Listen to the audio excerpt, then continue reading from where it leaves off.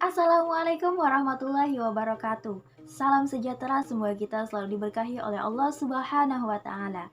Yang terhormat, dosen pengampu mata kuliah pendidikan akhlak, Ibu Syariah MAG, dan yang berbahagia kawan-kawan sekalian. Di sini perkenalkan, nama saya Umi Rahmiatun dari kelompok 10 akan mempresentasikan tentang topik pembahasan mengenai peran akhlak dalam kehidupan sosial kemasyarakatan. Seperti yang sudah kita ketahui, akhlak itu merupakan suatu pilar penting bagi kita umat muslim, yang mana sudah dijelaskan oleh kelompok-kelompok sebelumnya bahwa arti akhlak itu merupakan tabiat, kebiasaan, ataupun perangai, yang mana disetarakan lagi kata tersebut menjadi etika dan moral. Bahkan ada yang menyebutkan kata populer dari akhlak itu disebut dengan karakter. Jadi karakter individu kan, karakter dalam kemasyarakatan. Nah, lalu apa sih perannya dengan peran akhlak dalam kehidupan kemasyarakatan? Nah, kita bahas sedikit tentang kehidupan sosial, hubungan sosial kemasyarakatan.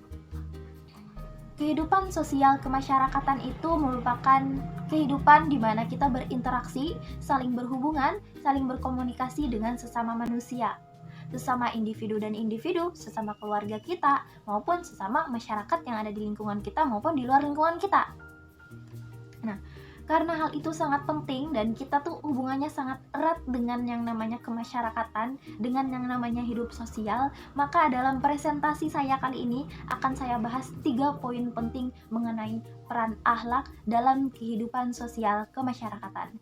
Poin pertama yang akan saya bahas adalah konsep dasar akhlak dalam kehidupan sosial kemasyarakatan. Apa sih konsep dasarnya? Apa sih konsep dasar akhlak dalam kehidupan sosial bermasyarakat menurut Islam?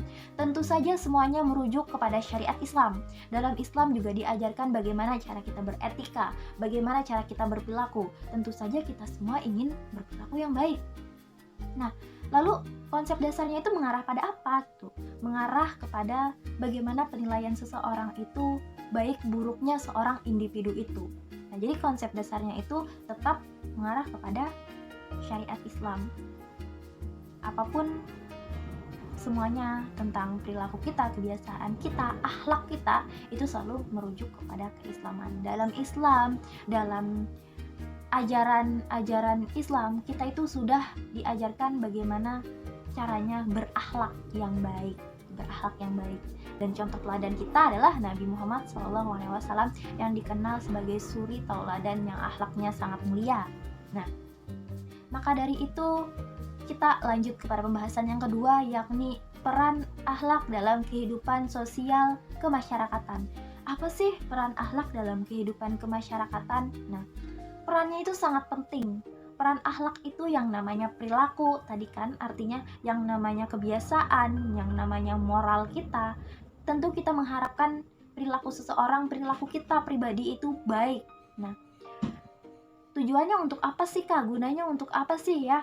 Gunanya adalah agar hubungan kita harmonis dengan sesama manusia, dengan sesama individu, dengan keluarga kita hubungannya harmonis, kemudian dengan masyarakat harmonis. Kalau sudah harmonis, masuk lagi ke guna yang kedua, yakni gunanya adalah agar hidup damai dalam lingkungan kita sama manusia. Siapa sih yang gak ingin hidupnya damai?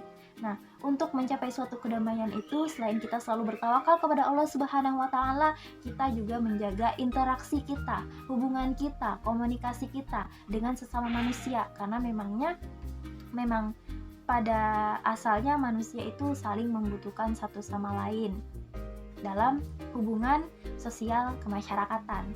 Nah, masih banyak lagi juga peran-peran pentingnya, dan dua itu mewakili bagaimana pentingnya peran akhlak dalam kehidupan sosial bermasyarakat. Masuk lagi kepada pembahasan yang ketiga. Nah, untuk merealisasikan dua pembahasan itu dari konsep dasar sampai peran pentingnya akhlak yang sudah kita ketahui apa sih peran pentingnya, maka bagaimana kita cara merealisasikannya? Itu dapat kita aplikasikan kepada adab kita dalam bergaul.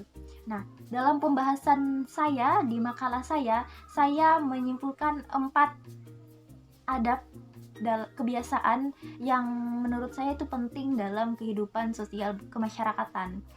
Pertama, yakni adalah adab ketika kita bertemu seseorang.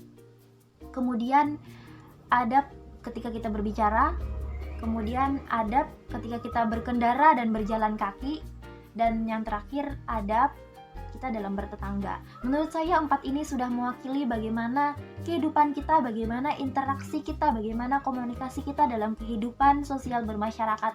Kenapa? Karena pertama, ketika kita bertemu orang, dalam Islam juga ada diajarkan adab kan. Yang namanya kita bersosialisasi, yang namanya kita berkomunikasi, yang namanya kita bermasyarakat, tentu saja kita pasti bertemu dengan orang. Maka dari itu bagaimana kita mempelajari adab yang baik dalam hal bertemu orang tersebut. Kedua, setelah kita bertemu orang, pasti kita tuh berbicara kan, berkomunikasi, berinteraksi kan. Yang pastinya tidak lepas dari kata komunikasi dan interaksi yang namanya dalam hubungan sosial kemasyarakatan itu. Maka dalam berbicara juga ada adabnya. Dan dalam Islam kita juga diajari bagaimana akhlak, adab, etika, kebiasaan, moral, dan juga cara kita menghadapi orang tersebut agar baik gitu. Kemudian juga dalam bersosialisasi, dalam berkehidupan sosial bermasyarakat, kita pasti kan keluar, kita ketemu orang, kita berbicara dengan orang. Dalam proses tersebut kita juga kan berjalan, kita berkendara. Nah, kita keluar dari rumah, bertemu dengan orang-orang, prosesnya kita di jalan. Nah, dalam berjalan pun, dalam berkendara pun ada adabnya. Dan itu penting juga kita ketahui agar kita itu paham dan peka bagaimana kita menjaga keharmonisan lingkungan sekitar kita. Nah, kemudian adab bertetangga. Kalau adab bertetangga ini kita sudah umumnya bagi sekolah-sekolah Islam pasti sudah ada pembelajaran mengenai adab bertetangga.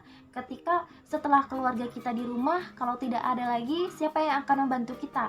Tentu saja tetangga kita kan. Nah, tetangga ini dalam cerita Islami, dalam riwayat banyak kan disebutkan adab-adab bertetangga itu seperti apa. Maka dari itu menurut saya 4 buah adab ini sangat erat banget hubungannya dengan kehidupan sosial bermasyarakat. Maka dari itu diperlukannya akhlak tadi dalam kehidupan bermasyarakat, ya kita aplikasikan kepada 4 adab tersebut. Nah, baik, mungkin sampai di sini presentasi saya mengenai topik pembahasan tentang peran akhlak dalam kehidupan sosial kemasyarakatan. Nah, lebih jelasnya silahkan membaca makalah saya. Baik, saya Umi Rahmiatun dari kelompok 10 undur diri.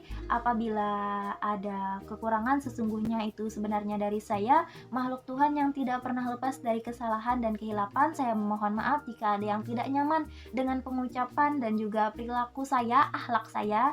Dan apabila ada kelebihan, itu semua sesungguhnya dari Allah Subhanahu wa Ta'ala yang maha sempurna, yang sudah menciptakan saya, juga kita semua makhluk yang ada di muka bumi ini. Dan juga saya berterima kasih kepada dosen pengampu mata kuliah pendidikan akhlak Ibu Syariah. Sekian presentasi saya. Wassalamualaikum warahmatullahi wabarakatuh.